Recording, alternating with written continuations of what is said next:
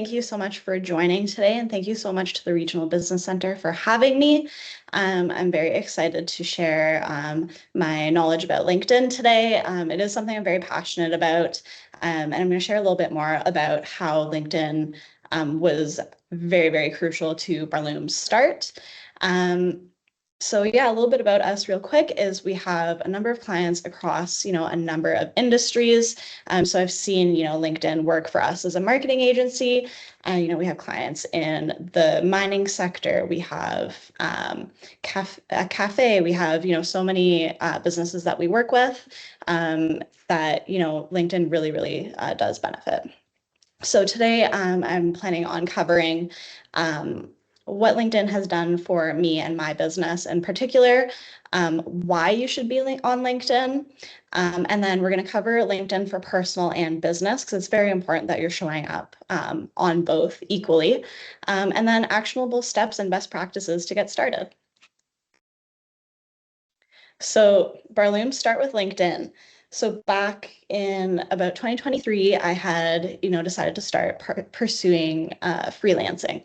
So I started with my personal network because, it's always a little bit nerve-wracking getting started and you want to reach out to people you're comfortable with. So I put a little post out on my Instagram saying, hey, I'm taking on some small social media clients if anyone's interested. And then I ended up getting a couple clients from that.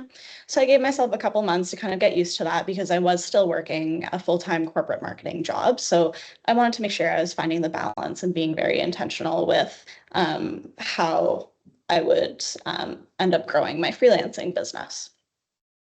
So once I was comfortable with them, I decided, okay, I'm going to take the leap. I'm going to swallow my pride and I'm going to share that I'm looking for clients on LinkedIn. And LinkedIn's, very hit or miss. There's a lot of high level employees, business owners, et cetera, present there. So a lot of them aren't, well, my experience was a lot of them weren't necessarily interested in hearing a small little, social media startup. So I put a post out there, said, hey, I'm still working my corporate job, but I'm looking to take on a few small clients. And nothing happened for quite a few days. I didn't hear from anyone. I think I may have gotten 1 or 2 likes on that post. And I just kind of went on with my business. I continued, posting to LinkedIn, sharing different things that didn't really have anything to do with my freelancing gig. And then, a couple weeks later, I got a message from this man. His name's Jay. And he says, hey, Jurnee, I saw your post. Let's have a phone call. And eventually that phone call ended up turning us into business partners. We started Barloom and it gave me, my head start into owning a business and working for myself. So that's the power of LinkedIn in a nutshell. All right. So now I want to jump into why you should be on LinkedIn because everyone kind of knows that you should be dedicating time and space and energy to LinkedIn. It's just kind of an accepted fact, but I think it's very important that you understand the whys and how it actually will benefit you, because if you don't understand that, then you're kind of just shooting in the dark once you begin posting. So SEO. So SEO is search engine optimization. So that's when you're on Google, if you're not familiar, and you're typing in, I don't know, how to make lasagna, and then you'll get all these results. So when you're searching for something like, say, marketing services or, I don't know, any other professional industry, LinkedIn pages can actually show up on your results pages. So this is where using keywords in your posts is very, very important because it'll then help you appear on Google without having to put a lot of extra work into that SEO bit. Now, this is the big one, networking. Everybody knows how important it is to network. And with the rise of social media and, everyone's kind of a little bit, I guess, gun shy about going to networking events, this is a really, really great way to start kind of getting your feet wet and start reaching out to people. So when you're networking on LinkedIn, you should be very mindful about who you're connecting with. Definitely, connect with as many people as you can, but definitely also be strategic about it. So mentors and aspirational people are great to follow. So for example, I follow on my own personal LinkedIn, I follow other marketers who I aspire to. A lot of them are bigwigs in like Toronto or New York or whatever, but they have access to a lot of resources and a lot of experience. So I learn a lot from the posts that they're sharing. And then people within your niche. So it sounds a little bit counterintuitive, but don't be afraid to connect with competitors. There's so much that you can learn from them. They're going to share valuable information. They're going to, talk about their experiences in that niche, and you can actually form really great relationships with these people. And then, of course, your target audience and ideal customer. So I like to work with a mining industry. So I put a lot of effort into searching for people who work in the industry. So in your little search bar at the top, I'll just type in, companies in Sudbury or mining adjacent companies, and then people will pop up. And I just kind of sort through and see, okay, who's a leader in this industry, who's a decision maker, and then I'll start reaching out and connecting with them. When you're connecting with people, it is also important that you share a little note with them too. If they're a complete stranger, LinkedIn does offer the option to send a note with your request, or once it's accepted, you can send them a quick little message. Say, hey, thanks so much for connecting. Appreciate it. Looking forward to seeing your content. It doesn't have to be a sales pitch, nothing crazy, but just genuine connection. Now, this one's a big one. Your personal brand and reputation management. People want to know who they're working with. They want to know what you stand for, what you value, how much knowledge you have in the industry. So sharing this information on your LinkedIn is a really great way to establish yourself as an expert and build trust with your audience. If you're not the one taking control of your reputation, then you're leaving that up to people's imaginations, and that's not something you want to do. Your reputation is too powerful and too important. So definitely make sure that you take you put thought into your posts, and you really think about what you want to represent as a person and as a leader and a business owner. All right, so the marketing ecosystem. So this is something that my clients are probably sick of hearing me talk about, but it's something that I really believe in, and it kind of ties back into the why you should be on LinkedIn. So I like to describe marketing as an ecosystem where there's several different, little aspects that all have their functions. So you have your organic social media, you have your paid advertising, you have your website, you have, events you're attending. So getting all those little cogs into place and making them work nicely together will really help you benefit, and it'll get your business and your marketing efforts to where you want them to be.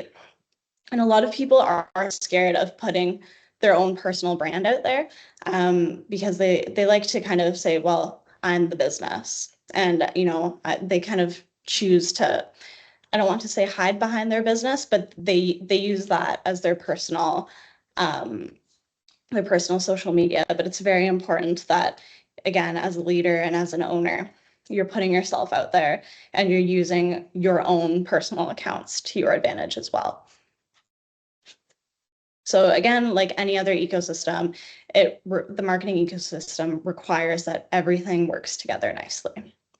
And it includes your personal and business profiles on LinkedIn. Again, tying back to that SEO function, it's really important that if anyone's searching you or for searching for something in your niche, you're one of the top results.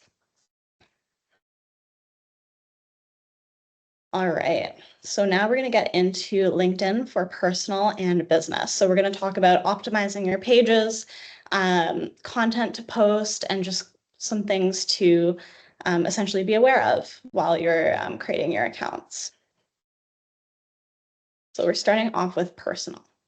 So we're going to go into some best practices like your profile picture and cover image, headline, about section, experience, skills and endorsements, and finally, the big question, what kind of content to post. Now, all of these seem very, very simple baseline topics, but they are very important to have fully optimized so that way your profile is performing as best as it can. All right, so your profile picture and cover image. It's really crucial that your profile picture and cover image are both high quality photos. You want to choose something that's professional, but clearly shows your face, shows your personality even. You can use things, if you're a recent grad, you can use graduation photos or any other high quality photos from events. I personally like to make sure that when I'm choosing a LinkedIn photo, there are no other people in that photo. The background's nice and clean, so that way I stand out. And it's important that you're the only person in that photo. Again, because LinkedIn is a professional network, people want to know who they're working with, so don't give them any questions as to who you are. You want to be as easily identifiable as possible. Now, for the cover image, I kind of went with a more generic one for mine because I just feel like my Barloom branding is everywhere, and I probably should have put a logo or something on it, or even our tagline, Ignite Your Marketing. But I just opted for a photo of me with our Barloom blue overlay.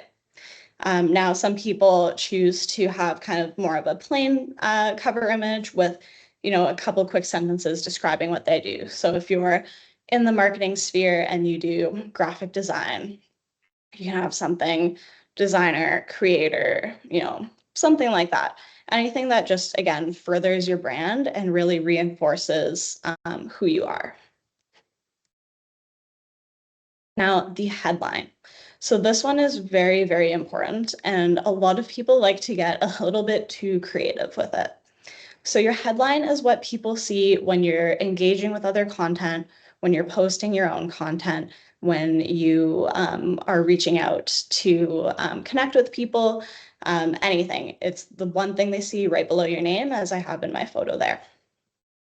So mine is very to the point. It says exactly my position and where I work. Now, a lot of people, and I've seen this time and time again, especially with marketers, it seems to be a more common thing in my industry, but people love using marketing wizard or social media guru. Now, these are overly gimmicky, and they can almost be a red flag to other professionals that you're looking to work with. It's always good to have fun, be exciting, but save that for your posts because you want your first impression to be a very clear and direct reflection of who you are and what you do. All right, the about section. Now, this one is actually what took me the most time on my own LinkedIn, because you have a lot of space to write about yourself, but you want to also communicate very clearly, again, who you are and what you do. So I took the opportunity to use my about section as a way to address a lot of questions people have about me. So in her introduction, Melissa mentioned that my background is actually in law and psychology and not marketing. And people always have that question, well, if you studied law, why would you go into marketing? Why would you do this? Why would you do that? Well, I started working in marketing in my second year university, but at the same time, I just really loved what I was studying, and I saw a lot of value in continuing my education. But a lot of people are put off by my multi-interest and diverse background. So I found that my about section was a really great way to address that upfront and also communicate, how it actually benefits them if they work with me. How does my law background tie into my marketing expertise? How does my psych background tie into my marketing expertise? So that's what I found really important with the about section, and it's a great opportunity to just tell your story. All right. Now, this is another very interesting one. So your work experience. So I find a lot of business owners, in my experience, don't want to have anything on their LinkedIn that might relate to past jobs or part-time jobs or, whatever it is. And at some point, there isn't a lot of value in showing the job that you worked at 14, for example. But even if you're just starting your business or you've worked a few jobs or whatever it may be, keep those job experiences on your LinkedIn profile, because you never know who else may have worked for that company or may have had a great experience with that company. It could be a great segue for someone to reach out and say, hey, I worked here too, or hey, wow, this is so cool. You know, for example, I worked at Legend Boats. Wow, this is so cool. I love boating. What do you know about it? Or what was your experience there? And it's just a great natural, it can offer a great natural segue into conversation and just, again, really connecting with people. All right. Now, skills and endorsements. This one is a little bit more of a do as I say, not as I do, because I should have solicited more endorsements for myself. But essentially, when you're creating your LinkedIn profile, it'll prompt you to include some skills that you have. So it could be, for example, marketing, public relations, business. You could have graphic design in there. You could have accounting, you can have, you know, anything. I'm thinking very much in terms of my niche right now, but anything relevant to your niche that you do have experience in is great to include. Customer service even. And then when you're requesting endorsements, look for people like professors that, you know, have taught you, look for past employers, clients, coworkers, anyone who can stand behind you and say, yes, this person can absolutely do this. It's just a way of reinforcing, because instead of you just saying, oh yeah, I know how to do this, people are putting their names behind you and they're supporting and they're saying, yes, this person does know this, and I'm so confident in them that I'm willing to put my name behind them. Now, content and engagement. It's so easy to get caught up in your own content when you're posting to LinkedIn. It's so easy to say, okay, threw up my post, I'm done, that's it for today. But again, it's a social platform. You want to be social with your connections and your audience. So when you're going, when you're going on LinkedIn, take some time every morning and every evening maybe, and just scroll a little bit. And if you see something interesting, leave a comment, or even just give it a like, or whatever other react, makes sense for that post. The one big thing that I always advocate for is when you're engaging with content, make sure you're adding value to it as well, because people are going to see your comment and that you're going to start appearing in their searches and their recommendations, and that might be someone's first impression of you. So make sure if you're commenting something, there's some kind of value there, or some way that you can, again, further represent yourself and your personal brand in a way that's not necessarily trying to take over the original post, but in support of it. All right, so these are some content pillars or content ideas that I find really work for myself, because sometimes it's very easy to get stuck in your day-to-day rut, and it's very easy to go weeks or months without posting, and especially when it can feel like I don't have anything interesting to post. So personal struggles and successes. So this is what people are going to relate to. It's going to help you build your personal audience. It's going to help you build your reputation, and people are going to be more likely to want to reach out to you or support you if they know that you've gone through something similar to them. Now, events you've attended. So this is going to demonstrate your involvement in the community. In cities like Sudbury, it's really important to be involved in the community. It's something a lot of business owners and a lot of stakeholders really value. So showcase that you're getting out there. I know the Japan Festival is happening this weekend, for example. If you go, it doesn't have to be directly business related. You can say, oh my gosh, I attended this incredible event. It was so wonderful. I love seeing, this community in Sudbury, things like that. It doesn't always have to have a call to action or be a very business specific post. News relevant to your industry. So this is going to prove to your audience and target market that you're staying up to date on relevant news. People want to work with businesses that are at the top of their game. They want to make sure you're staying involved and up to date and learning new things every day, because there are so many new things to learn every day, no matter what your niche is. Advice you've received or given. Showing that you're open to hearing advice and being willing to share that with other people, again, says a lot about who you are as a person and your brand. So will also help you establish yourself as a leader, because maybe you're taking that advice and you're saying, you know what, I need to share this with my network because they're going to, love this. And then resharing your business's post with a fresh perspective. So I'll often do this with Barloom's post. We'll say something, on the page, but there's some more that I want to add that wouldn't have made sense to necessarily include in that post, but it makes sense for me to add and give more value to my target market and audience. Now, LinkedIn for Business. So we're going to go through 4 best practices for LinkedIn for Business. So we're optimizing your page, employee engagement, networking and community, and finally, analytics. So when you're first creating your business page, you want to follow the steps that LinkedIn will prompt you to do. You're going to optimize your page. So you're going to put, a nice clear logo, make sure it's not pixelated, and make sure it's very easy to recognize. So for Barloom's page, we opted to just go with the icon and no words because it's just more, it just looked nicer and cleaner that way. People or businesses, I should say, on LinkedIn who have a fully optimized profile get about 30% more views than pages who don't have completed profiles. So the fields that you're going to be prompted to complete include your logo, your cover image, your about section, and your website. And there's, I think, a few more, but LinkedIn will walk you through it. So make sure you don't skip any steps. It can feel tedious when you're doing it, but it's really important that that page is optimized.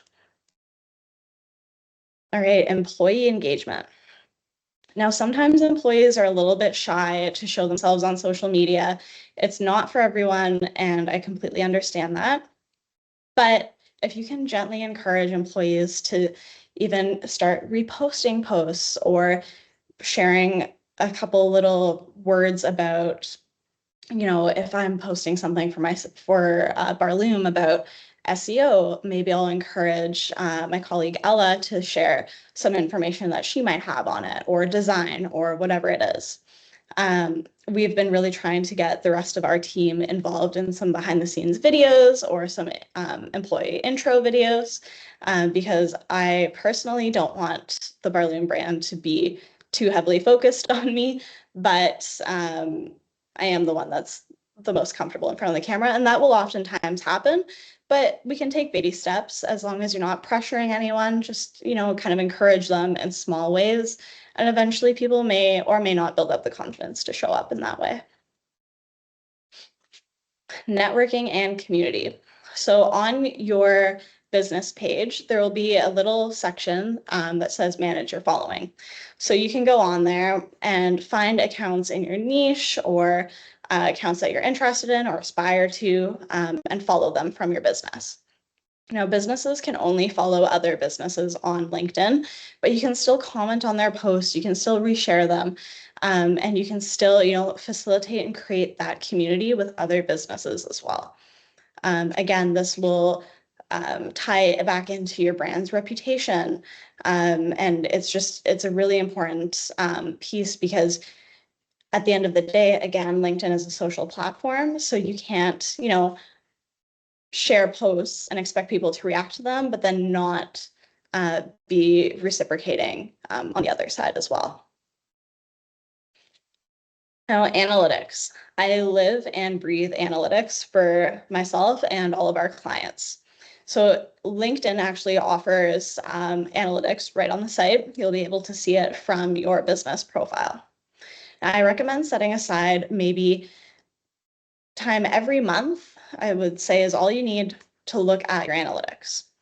Now, this is really important because it's so easy to get caught up in your own biases and say, I think this is great, so obviously other people are going to as well. But that's not the case. As much as you know your audience, they might react a little bit differently than you expect. So checking in on your analytics and staying up to date on how people are reacting to different things and knowing what resonates with them will really help your content be steered in the right direction. All right. Now, deciding what to post.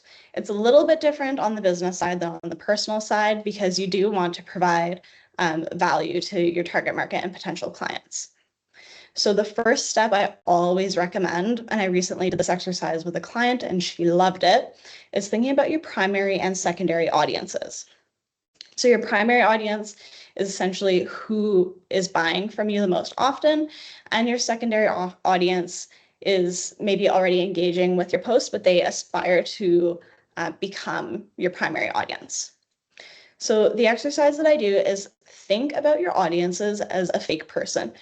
Give them a name, age, gender, hobbies, lifestyle, because really personifying your audience in that way will then make it a lot easier to understand how to speak to them. What are they interested in? What solutions can you and your products or services provide to these people?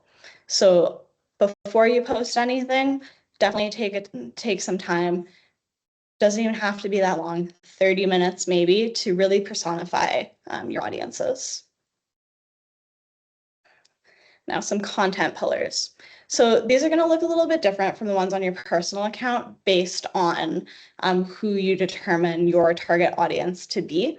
But some things to kind of consider as you're creating content and as you're building these pillars is you want to provide value and education to your audience. You want to facilitate connection and community, and you want promotion and proof. So promotion and proof essentially just means that you're showcasing, we don't just say we do this. These are actual, results that we see. So keep those items in mind while you're creating, your content pillars based on your primary and secondary audiences. And I'm very sure that you will be providing them with a lot of value.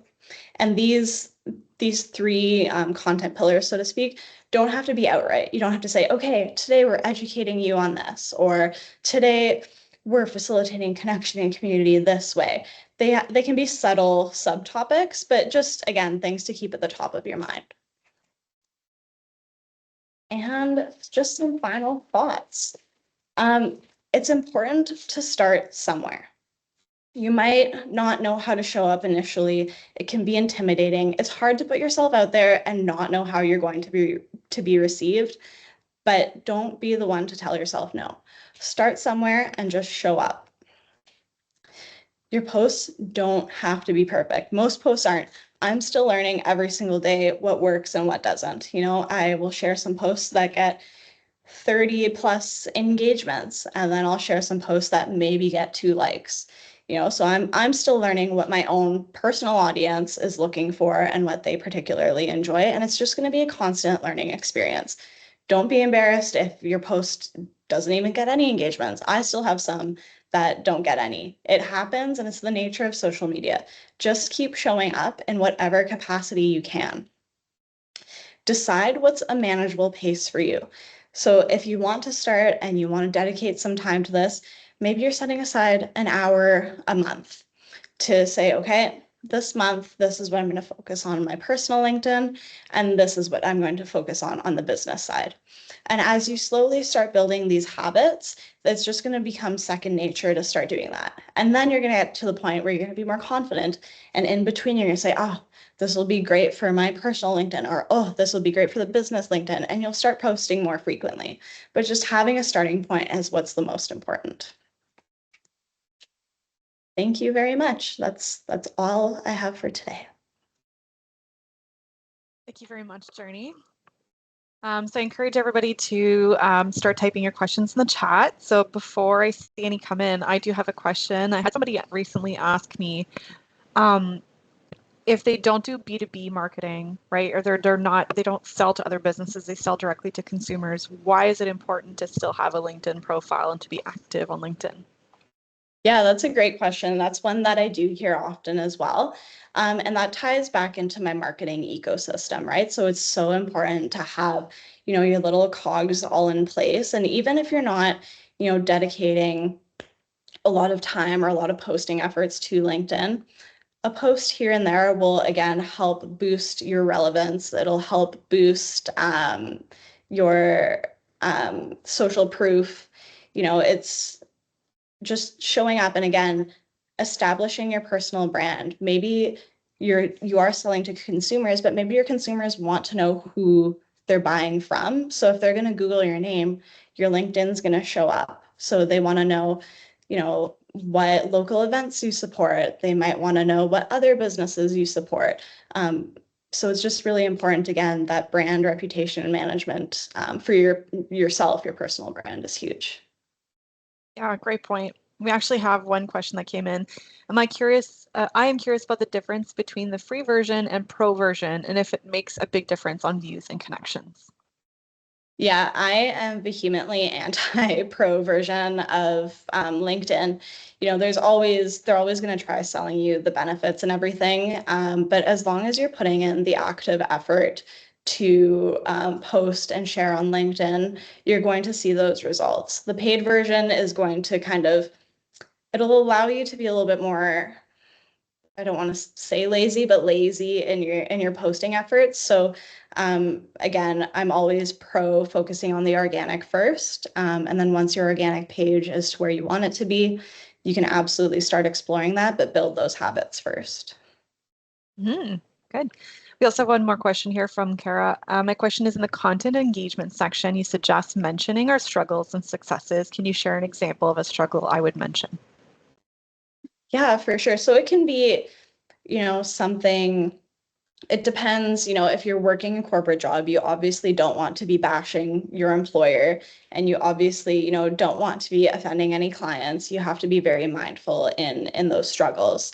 But for example, now, as a business owner, I can talk about my past work experience. So something that I would personally share because, I don't know you or your business, so I can't say what you would share. But for me, I'm very pro what's it called? Like flexible work. I'm very much of the opinion that you don't have to show up to the office every day to be getting work done. And that's because I have chronic illness and chronic pain, and I have dealt with employers in the past who, had not allowed me the opportunity to work from home. So I had to use vacation days. So then that struggle and that frustration has now led me to being or aspiring to be, a leader that is more flexible and offers people the opportunities to show up in the ways that they need to show up to get the work done. Absolutely. I have another question too. What is the difference, or should we verify our accounts with LinkedIn? I went through the process of it because it had been prompting me to do it forever, and I have no benefits. My experience is no different. I'm not getting any better leads or any better connections from it. So you can go through the process and verify your account, but I haven't seen any hard evidence that it's done anything for me. How much content should we post a week? So I love this question because people always ask, they always want to quantify how much content should I post, or how many times on what platform or whatever it is. And my answer is always going to be, you need to stay within what's going to provide value to your audience. So your audience might only need you to show up once a week. Your audience might need you to show up 5 days a week. So you definitely you need to understand your audience. Again, go back to that primary and secondary audience, and it's also going to be trial and error. For us, we try to post about 3 times a week on the business account, and I try to post about once a week on my personal. It doesn't always happen, but again, the goal is just providing value to your audience.